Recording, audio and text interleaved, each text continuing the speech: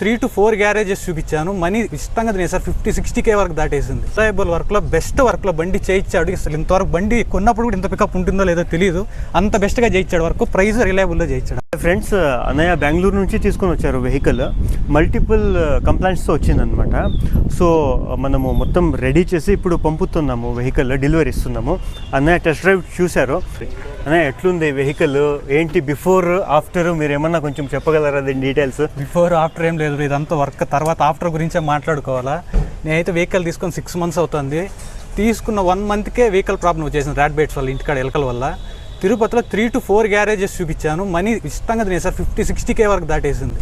అస్సలు ఇంక ఈ బండి ఏం చేయలేము, ఇంటికాడ పెట్టుకోని పరిస్థితులు. అన్న వీడియో తగిలింది, నేరుగా తెచ్చి పెట్టినాము.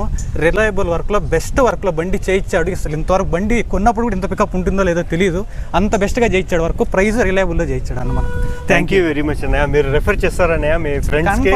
రెఫర్ చేయడే కదన్నా మన బండి, ఇంకేది ఉన్నా ఇక్కడికే డైరెక్ట్.